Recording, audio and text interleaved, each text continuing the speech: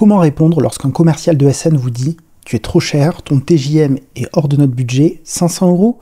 Mais attends, si j'ai une opportunité à 490 euros, je te contacte pas?» C'est exactement ce qu'on va voir dans le jeu de rôle d'aujourd'hui que j'ai réalisé avec un participant de ma formation. C'est parti. Le contexte est le suivant. On arrive à la fin de l'entretien. Je n'ai pas encore annoncé mon taux journalier parce que je sais comment répondre lorsqu'on me dit quel est ton TJM en début d'entretien. Je vais éviter de donner un prix. Pourquoi est-ce que j'évite de donner un prix? Parce que si je donne un prix trop bas, je me tire une balle dans le pied parce que je laisse potentiellement 50, 100, 150, voire 200 euros sur la table, voire plus parfois. Et si je donne un TJ trop élevé, et pas trop bas cette fois-ci, eh bien Jules, qui joue le rôle du commercial, va peut-être à ce moment-là mettre fin à l'entretien très rapidement, ou en tout cas vouloir valider à ce moment-là la question du prix de manière définitive. Et le problème de ça, c'est que je suis pas en position de force en début d'entretien. Pourquoi est-ce que je suis pas en position de force? Parce que l'envie du commercial de travailler avec moi, elle est, je suis un parmi d'autres. À la fin d'entretien, je devrais être celui avec lequel il veut le plus travailler, donc l'envie va monter. Pourquoi? Parce que je vais mettre en avant mes expériences, je vais peut-être parler de mes références, je vais jouer sur plusieurs cordes qu'on voit d'ailleurs en détail au sein de la formation sur comment se vendre auprès d'un commercial de SN. Et grâce à tout ça, je vais lui donner énormément envie de travailler avec moi, et d'autant plus qu'en fin d'entretien, il y a aussi le principe des coûts irrécupérables. C'est un biais cognitif. Si j'ai passé 15 minutes en entretien avec une personne, eh bien je vais peut-être passer 2 minutes de plus à marchander au niveau du prix, alors que si on est au tout début de l'entretien et que j'ai passé que 30 secondes avec la personne, je suis beaucoup plus enclin à raccrocher et à couper, on va dire, la perte tout de suite. Voilà. Donc là, on est dans un contexte où on est en fin d'entretien. Je n'ai pas découvert le budget. Nous, on a 2 techniques au sein de la formation qu'on voit pour découvrir le budget. Ça marche pas à tous les coups, mais on y arrive régulièrement. Et donc là, j'ai pas découvert le budget. On est à la fin de l'entretien. J'annonce mon TGM. Jules, vous risquez de me trouver extrêmement cher. Je suis à 750 euros par jour. Ah oui, effectivement, c'est un peu élevé. Et je dois même dire que je sais même pas si aujourd'hui le client il est prêt à mettre un budget aussi haut. Le client n'est pas prêt à mettre un budget aussi haut, c'est-à-dire? En tout cas, moi de mon point de vue, je n'ai jamais vu un freelance avec un TJM aussi élevé. Ah oui? Non. J'ai le record. Chez ce client. Oui, vous auriez le record actuellement. D'accord. Et qu'est-ce que vous aviez en tête par rapport à ce poste et les missions qui sont inhérentes à cette mission?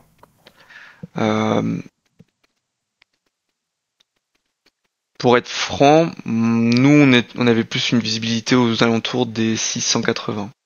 680? Oui, pour être franc. Parce que bien évidemment, nous on doit se faire aussi une marge dessus. Bien Il faut sûr. bien que nous vivons aussi. Donc forcément, la marge fait que dans tous les cas, on est loin. Et Ouais, si jamais je devais vous poser à 750, la marge que l'on prendrait fait que vous seriez beaucoup plus trop haut. Je vois. Et aujourd'hui, ces 680, est-ce que vous êtes sûr qu'il n'y aurait pas une petite marge de manœuvre du côté du client final, selon vous, pour augmenter le tarif du prix final et donc ces 680 euros entre nous? Ça me paraît compliqué. Là, on est sur les derniers recrutements. L'enveloppe est beaucoup moins élevée aujourd'hui par rapport au début. Comme j'ai expliqué précédemment, ils cherchent à consolider leur équipe et ils ont fait pas mal de recrutements ces derniers temps. Je suis pas sûr que l'on puisse aller au-dessus de 680. Ok. Et alors, je vais passer pour quelqu'un de profondément égoïste, mais de votre côté, est-ce que éventuellement il n'y aurait pas un petit arrangement à avoir sur la marge que vous proposez aujourd'hui pour augmenter ces 680 euros? Faire une réduction employée quelque part. Une réduction employée. Je vous avoue que je n'ai pas vu ça au sein, et surtout que là en plus on a été racheté il y a pas longtemps, on a des politiques qui sont devenues encore plus fermes et on nous a demandé justement d'augmenter notre marge. Donc ça risque d'être... Là actuellement je vous propose comment dire, avec notre marge un prix comme avant le rachat. Et là maintenant c'est après ces phases de recrutement, ce sera avec justement le rachat au niveau de la marge. Même, vous savez quoi, pour être tout à fait honnête, aujourd'hui, nous, on a obligation de se faire 100 euros de marge. D'accord. Et c'est pas de ce que je me rappelle dans la boîte, on n'a pas baissé, on n'a pas les autorisations pour. Je vois. Donc, si demain vous me présentiez par exemple à 750 ou même à 720, bah, ça risquerait de vous mettre en porte-à-faux par rapport à votre entreprise. Alors, parce que enfin, je comprends bien. Je sais pas. À vrai dire, je n'ai pas la réponse actuellement. Ok. Je Parce que pense. la dernière chose que je veux, c'est que vous ayez des problèmes à cause d'un freelance un peu trop gourmand, Oui, oui. qui veut un TGM beaucoup trop déraisonnable par rapport au budget et aux contraintes de l'entreprise. Oui, c'est complètement. Donc, je peux tout de même demander, mais comme je vous l'ai expliqué précédemment, on a une politique de rachat il y a pas longtemps, et là, moi, je vous présente avec une marge à 100 euros, mais on nous demande par exemple de l'augmenter à 120 maintenant. J'entends. Alors, Donc, est-ce que ça vous paraîtrait complètement ridicule que je vous envoie un email récapitulatif avec tous les éléments de mon profil euh, pour que vous puissiez éventuellement en discuter avec soit le client final, soit avec votre entreprise, voir les deux pour voir quelles seraient les choses qui seraient possibles à faire à ce niveau-là. Parce que moi, la mission elle me plaît beaucoup. mhm. Pour plusieurs raisons, que ce soit sur le challenge technique ou même le challenge de migration dont vous m'avez parlé. Je pense vraiment que mon profil pourrait correspondre parce que c'est le genre de choses que j'ai exactement faites, notamment lors de ma mission chez Carrefour, encore une fois, Mhm. pour laquelle j'ai plein de références d'ailleurs. Maintenant, c'est vrai que par rapport aux autres opportunités, aux autres discussions que je peux avoir aujourd'hui, on est un petit peu en deçà en matière de TGM. Si moi je vous envoyais un email récapitulatif avec tous les arguments éventuellement que vous pourriez peut-être faire valoir aux clients, voire à votre entreprise, est-ce que vous avez le sentiment que c'est quelque chose que vous pourriez faire sans pour autant vous mettre en porte-à-faux par rapport à votre hiérarchie? Écoutez, moi, ça me paraît compliqué dans tous les cas, sans entre guillemets avoir comment dire, des efforts de votre côté. Des efforts de mon côté, c'est-à-dire? Si moi je dois renier ma marge, si je dois renier la marge de l'entreprise justement sur votre profil, il faut que derrière je puisse leur montrer, je sais pas, que il y a matière à pouvoir justement travailler ensemble sur le long terme. Je peux, Ah, bah, bien sûr. Qu'est-ce que vous entendez par travailler ensemble sur le long terme exactement? par exemple que l'on se fasse souvent des rendez-vous pour pouvoir un peu savoir comment est-ce que vous vous sentez dans l'entreprise chez le client final. Savoir aussi un peu leurs besoins pour que Bien nous sûr. on essaye de se positionner dans les premiers. Euh, Alors, s- oui, alors par rapport à ça, évidemment, moi ça me paraît évident, c'est quelque chose que j'ai fait avec lors de ma précédente avec ma précédente ESN chez Carrefour notamment.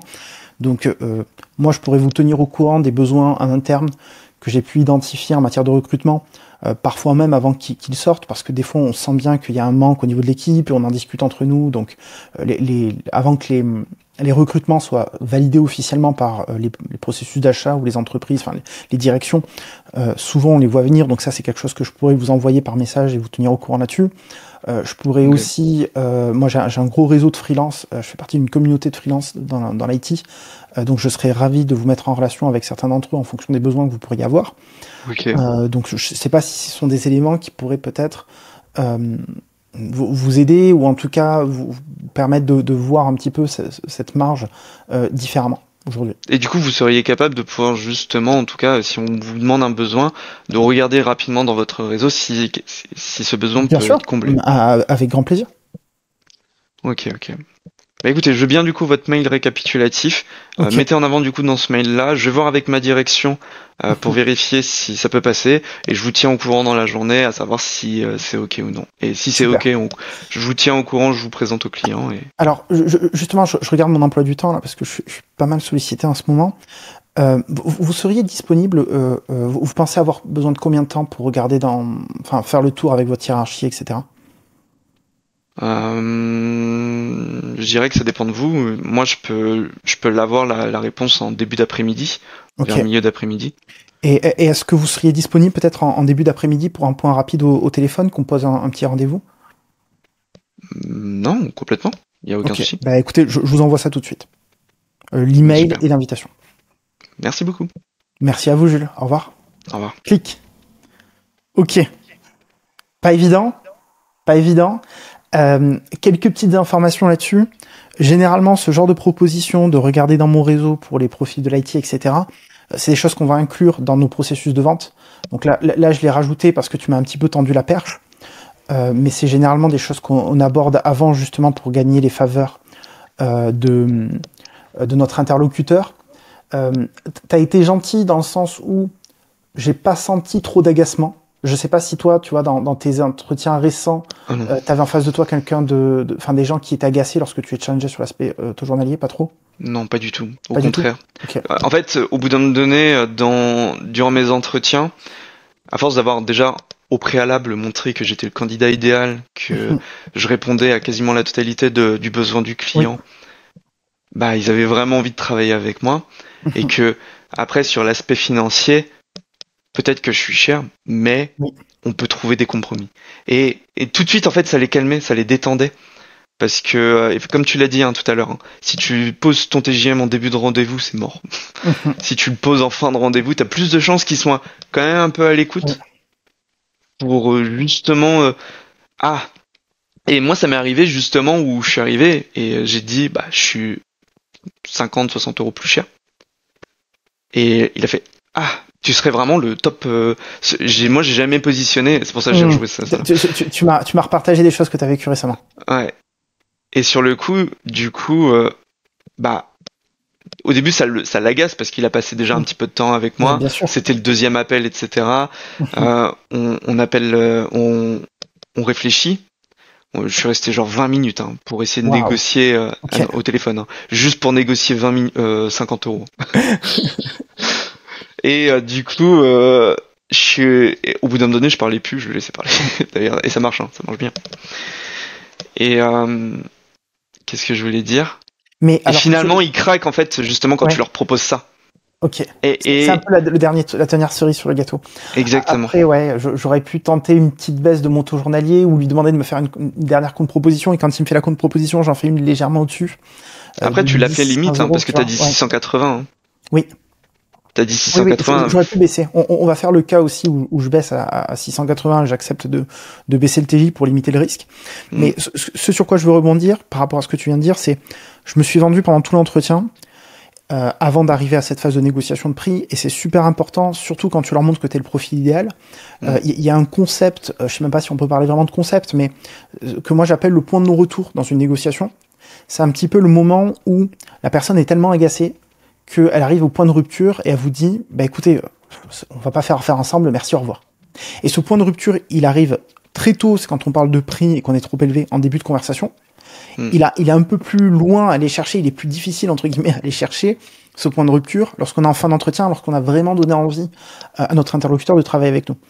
Mais il faut le guetter, ce point de non-retour, pour éviter de trop le titiller, surtout quand vous êtes intéressé par l'opportunité, parce que ce que j'aurais pu envisager de faire, c'est dire, ok, on se met d'accord là-dessus, et c'est ce qu'on va voir pour le prochain jeu de rôle, te signifier quand même que j'ai d'autres discussions à des tarifs supérieurs, et éventuellement en fin de processus, une fois que j'ai la réponse du client et comme quoi ils veulent bosser avec moi, bah là t'annoncer que finalement mon taux journalier, j'ai eu d'autres propositions, pas plus à 680 mais à 750, et renégocier à ce moment-là mon taux journalier.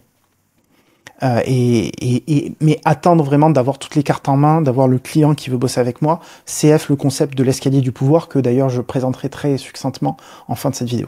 On est parti, on refait un mini jeu de rôle, sauf que cette fois-ci, je vais céder un peu plus rapidement, je vais être moins insistant. Ok. Écoutez, Jules, mon taux journalier, il est de 750 € aujourd'hui. Ah oui. C'est élevé. Le besoin du client aujourd'hui fait que j'aurais voulu quand même un TJM un peu plus abordable. Bien sûr. Mais juste pour bien comprendre, mis à part la question du prix déjà, est-ce que vous avez le sentiment que mon profil pourrait éventuellement vraiment convenir pour votre client ? Oui, totalement. Vous répondez à quasiment toutes les cases de la recherche du client, même à la totalité. Au vu de vos expériences et de ce que vous m'avez décrit, vous êtes pour moi un très très bon candidat. Pour être honnête avec vous, j'ai vu rarement des CV comme les vôtres avec autant de compétences. Donc oui, je dirais que oui. Du coup, qu'est-ce que vous pourriez me proposer aujourd'hui ? Moi, au maximum, ce que je peux faire, ce serait 650. Au maximum. 650. Hmm. Et alors, je suis désolé de vous poser cette question.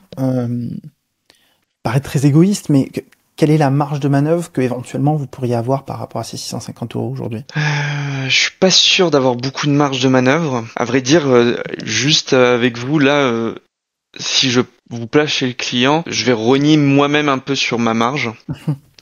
Parce que je pense que clairement vous correspondez, au vu de notre échange, j'ai envie de vous faire travailler Mhm. chez ce client. Mais déjà moi je vais potentiellement rogner ma marge par rapport à Mhm. d'habitude. Ok, donc les 650 euros, finalement, c'est le maximum que vous puissiez me proposer aujourd'hui, si je comprends bien? Oui. Ok. Et mis à part la question du prix, si je venais à faire un effort à ce niveau-là, qu'est-ce que vous pourriez me proposer éventuellement en matière de délai de paiement? Qu'est-ce que vous voulez dire par délai de paiement?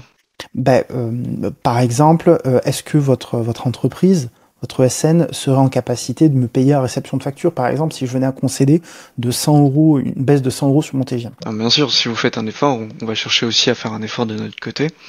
Je sais qu'on peut vous proposer des paiements en réception de facture. Par contre, on pourra pas le faire sur la totalité de votre mission. On pourra le D'accord. faire sur les 5-6 mois grand maximum. Mhm. Parce que après, nous, on réceptionne, on envoie la facture et généralement ce client-là paye entre 60 et 90 jours. Donc si on D'accord. vous avance trop, nous on va vraiment piquer sur notre trésorerie et Mhm. ça va être compliqué. Et qu'est-ce que vous pourriez me proposer ensuite, du coup, après ces périodes de 5-6 mois? Paiement à 30 jours, est-ce que ce serait quelque chose qui serait envisageable pour vous? Écoutez, pourquoi pas? Pourquoi pas? Moi, comme je vous disais, la mission me plaît beaucoup. C'est vrai que ça fait une différence en matière de TGM par rapport à ce à quoi je me positionne aujourd'hui, J'imagine. mais ça va pas fondamentalement changer ma vie, donc moi je suis partant pour qu'on avance. Si effectivement vous êtes prêt aussi à faire un effort sur les délais de paiement. Et je peux vous envoyer un petit email récapitulatif. Et est-ce que vous pouvez m'expliquer à quoi ressembleraient les prochaines étapes? Bien sûr, donc déjà les prochaines étapes, c'est je push votre CV au client, il me fait un retour à savoir si oui ou non c'est positif. Si c'est positif, bah du coup je vous le fais rencontrer et après généralement c'est entretien avec le manager, test technique et entretien avec Ok, l'équipe tech. Est-ce que c'est quelque super, chose qui vous irait? Oui? parfait, allons-y. Ok, ah, très Merci bien, beaucoup, Jules. il n'y a pas de souci. Bonne journée à Je vous. vous envoie l'email récapitulatif dès maintenant. Super, merci beaucoup Lilian. Au revoir. Au revoir. Clique. Ok, qu'est-ce que tu en as pensé? Bah que ça fait écho en moi. Que j'ai déjà vécu ce genre de situation. Et que effectivement oui tu parais cher et finalement en fait tu passes la prochaine étape parce que t'as dit le mot clé 650 donc ouais. Il y a une autre chose que je pourrais partager aux gens qui regardent cette vidéo et qui se disent, ouais, non, je trouve quand même que même là, dans la deuxième stratégie, vous allez peut-être un petit peu trop à la confrontation, je suis mal à l'aise avec ça, etc. Je sais pas s'il y a des gens qui vont le penser, mais pour ceux qui le pensent, il y a un autre concept en négociation, moi, que j'ai découvert un petit peu avec l'expérience, c'est un peu l'expression à vaincre sans péril, on triomphe sans gloire. Mm. Et j'ai le sentiment que euh, un commercial de SN, un entrepreneur, lorsque on ne le challenge pas un petit peu sur l'aspect prix et qu'on baisse trop facilement, qu'on perd pas dans la bataille un petit peu, mais légèrement pas trop. Là, vous voyez, j'ai posé deux questions, je crois, pour challenger sur le prix. Ensuite, j'ai fini par céder. Donc, j'ai pas trop insisté non plus. J'aurais pu en poser qu'une, et en fonction de ce que j'aurais pu identifier dans ton agacement et dans ta posture. Donc, si je te sentais vraiment très agacé, j'aurais peut-être pas insisté de plus pour limiter, pour éviter tout risque. Mais si je te challenge pas un petit peu, qu'est-ce qui va se passer? Il va se passer que à la fin de l'entretien client, si le client veut travailler avec moi, tu vas peut-être m'appeler et me dire, bah écoute Lilian, finalement, le budget du client il est moins élevé que prévu et tu vas rebaisser mon TGM. Ou alors tu vas même pas attendre l'entretien client, tu vas me rappeler là dans la journée et me dire, ah non finalement ça c'est pas possible, on veut rebaisser le TGM. Et ça c'est quelque chose de moi que je remarque. Vous voulez faire travailler un petit peu, faire transpirer un petit peu la personne en face de vous en matière de négociation, pour qu'elle ait le sentiment du travail bien fait, du travail bien accompli. Et par conséquent, ce qui évitera ou limitera la probabilité qu'elle revienne ensuite pour renégocier et refaire baisser votre taux journalier. Parce que quand on cède trop facilement, il y a un côté de S'il a cédé aussi facilement, c'est peut-être que j'avais encore de la marge de manœuvre. Et ça, je parle du point de vue du commercial de l'ESN. C'est pour ça que je veux éviter de céder trop facilement. Ça fait combien de temps que tu travailles avec moi dans l'organisme que tu es client de l'organisme de formation et qu'on t'accompagne pour ton activité de freelance? Est-ce que tu peux nous partager un petit peu rapidement ton expérience et les bénéfices que tu as eu? Ok, bah écoute, j'ai commencé le 24 octobre 2024. On est le 5 décembre 2024. En l'espace un peu plus d'un mois, j'ai reçu plus d'une soixantaine de propositions de missions, que bien évidemment des ESN. Et là, je suis sur le point de signer avec un client. Et franchement, en termes de résultats, je m'attendais pas à avoir aussi rapidement. Euh, et en termes de TJM, j'ai jamais négocié aussi haut. Alors, après, j'ai pris une proposition qui est la moins élevée, mais qui est la plus sécurisante pour moi. Mais à la fin, je croyais vraiment que mon TJM était 200 € de plus que celui que j'ai actuellement. Donc, et ça passait, c'est ça le pire. Oui. Donc, non, franchement, c'est que du bénéfice. Et c'est assez incroyable parce que une fois que moi qui détestais les ESN, moi j'adore aujourd'hui travailler avec les ESN. Aujourd'hui, je les vois mais comme pas du pain béni, mais presque, parce que en fait, il y a tellement moyen de pouvoir faire du business avec eux que c'est ultra intéressant. Et avant, là où je les détestais, aujourd'hui, je suis conciliant, je comprends tout à fait, je les pousse dans leur retranchement, ils tentent de pousser dans mes retranchements. Et en fait, c'est un jeu et ça devient super intéressant. Je te remercie pour ce retour d'expérience parce que c'est exactement mon objectif. Et souvent, moi, j'ai des gens en début de formation qui me disent « Ouais, moi, les ESN, je peux plus me les voir. » Et ça me rend triste souvent parce que on a tellement d'outils, en fait, quand on sait bien, quand on les comprend, quand on comprend leurs problématiques, quand on sait se mettre à leur place, quand on fait preuve d'une véritable empathie, et quand on a les bons outils ensuite pour les contrer et savoir tirer nos cartes du jeu, on peut vraiment renverser la tendance et faire de très belles choses et faire de super projets. Moi, si je prenais juste mon exemple, j'ai été positionné à un TJM que je pensais jamais être positionné, et j'ai duré pendant plus de 3 ans chez Carrefour, où j'étais, je sais pas si je le dis blipper ou pas, au montage, mais un gros TJM, 750 € par jour, par exemple. Et ça a été game changer. Et juste parce que j'ai bien su négocier, la mission s'est très bien passée. Et la réalité, c'est que lorsque j'étais dans cette mission, j'ai appris que y a des gens qui passaient aussi par mon ESN, qui s'étaient vendus 450 € par jour. Et qui étaient vendus, parce que moi, 750, c'était le prix de TGM dans ma poche, hein, donc j'étais vendu plus cher. Et j'avais des gens qui étaient vendus 890, 900. Et qui facturaient l'ESN 400, 450. Donc qui faisaient une marge de plus de 100% sur leur tête. Donc moi, quand j'entends des gens qui me disent « Ouais, non, mais les marges des ESN, elles sont fixes, c'est pas négociable, etc. » Détrompez-vous. Je dis pas que c'est pas tout le temps, qu'ils mentent tout le temps, etc. Mais parfois, on est très surpris. Et en se formant un petit peu à la négociation, on peut très vite grappiller 50, 100. Dans mon contexte à moi, si je compare avec ce que je facturais avant et ce que j'ai facturé sur la dernière mission, par rapport à certains collègues, on a quand même une différence de 250, 300 € par jour. Enfin, c'est colossal. Sur une année complète, 50 € de stress de delta sur le TGM, c'est 11 000 € de chiffre d'affaires en plus ou en moins dans ta poche. Enfin, dans ta poche, chiffre d'affaires, donc c'est pas vraiment dans ta poche. Sur 300 € par jour, c'est 66 000 € de chiffre d'affaires en plus ou en moins. C'est ce qui nous permet de tenir en cas de coup dur, d'intercontrat, etc.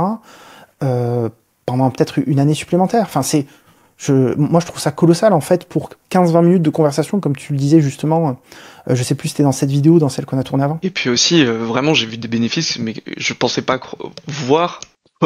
Parce que vraiment, le fait d'avoir négocié avec une manageuse sans passer par un entretien technique et un test technique derrière, oui, et elle me voulait, oui. C'est en l'espace de 1 heure de discussion, elle voulait m'embaucher. Juste, ce qui a fait le couac, c'est principalement la partie achat. Ouais. Mais en 1 heure, elle voulait bosser avec moi. Et elle était prête à tout. Et ça, c'est incroyable. Je pensais vraiment pas qu'un jour Je pourrais voir ça. Et vraiment un sentiment à la fin de l'entretien où j'étais en mode de puissance, ah ouais, mais comme jamais. Donc non, c'est trop bien.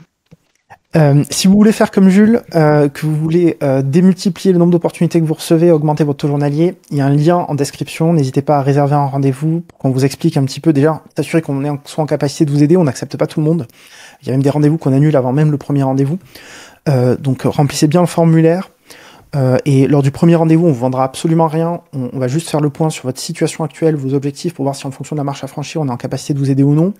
Et suite à ça, si on pense pouvoir vous aider, on vous proposera un autre rendez-vous. Durant ce rendez-vous, on vous présentera le plan d'action concret qu'on mettra en place si on est amené à collaborer ensemble. Si ce plan d'action vous paraît pertinent, à ce moment-là, on vous expliquera les potentielles prochaines étapes. Merci encore Jules pour ta participation et à très bientôt peut-être pour la prochaine vidéo ou au téléphone, enfin plutôt en visio pour les gens qui nous écoutent. J'espère que ce jeu de rôle vous a plu. Maintenant, creusons un petit peu la théorie. Il y a un concept que vous devez absolument maîtriser lorsque vous négociez avec les ESN, c'est le concept de l'escalier du pouvoir que je vous affiche ici. En fait, l'ESN à travers le temps va avoir un pouvoir sur nous freelance qui va diminuer. Qu'est-ce que ça veut dire? Ça veut dire qu'au tout début, vous allez être beaucoup plus enclin à accepter des choses que vous n'accepteriez peut-être pas. Par exemple, le fait de remplir un dossier de compétences, effectuer des tests techniques, parce que vous ne connaissez pas le client. Et ensuite, à mesure que le temps va avancer, vous allez connaître le client, vous allez le rencontrer, et peut-être que le client va vouloir travailler avec vous. Donc le pouvoir de l'ESN va diminuer à travers le temps et le nôtre va augmenter. Du coup, qu'est-ce que ça veut dire? Ça veut dire concrètement que l'ESN va chercher à négocier votre tarif à ce moment-là, avant que vous ayez rencontré le client, en vous prétextant par exemple qu'ils ont besoin du taux journalier pour vous présenter. Et c'est souvent le cas, en tout cas dans leur processus, c'est comme ça que c'est décidé, et c'est pas pour rien. Car si vous ne vous pliez pas à leurs conditions, ils ne vous présentent pas au client. Donc ils évitent de passer du temps pour rien, et surtout ils évitent de se retrouver dans une négociation en fin de processus où ils vont pas être à leur avantage. Enfin, si nous, en tant que freelance, on a tout intérêt donc à négocier lorsque le client il veut travailler avec nous. À ce moment-là, par exemple, vous pouvez faire valoir que vous avez d'autres opportunités mieux payées ailleurs. L'ESN cédera bien plus facilement qu'au début. Car si elle ne travaille pas avec vous, elle va devoir recommencer tout le processus et elle va potentiellement passer pour une entreprise incompétente auprès du client final qui, lui, a envie de bosser avec vous. C'est pour ça que souvent l'ESN va vous mettre la pression d'ailleurs pour signer très rapidement lorsque vous êtes en fin de processus. Maintenant, en plus de cela, il faut savoir, et peut-être que ça va résonner avec vos expériences passées, vous qui regardez cette vidéo, mais souvent les ESN, ils essaient de renégocier quand le client veut travailler avec vous, de manière à ce qu'ils maximisent leur marge, mais aussi minimisent la probabilité que vous renégociez votre taux journalier à la hausse en fin de processus. Ce qui est un grand classique des ESN, ils vont vous dire quelque chose du genre écoute, j'ai une bonne nouvelle pour toi, le client il a bien aimé ton profil, par contre, ils ont moins de budget que prévu finalement, on te propose 400 € au lieu de 450. Est-ce que ça te convient? Et forcément, si vous vous retrouvez dans cette situation-là, vous serez beaucoup moins enclin à demander 500, alors même qu'on essaie de vous diminuer votre taux journalier, vous vous sentirez satisfait si vous obtenez ne serait-ce que 450.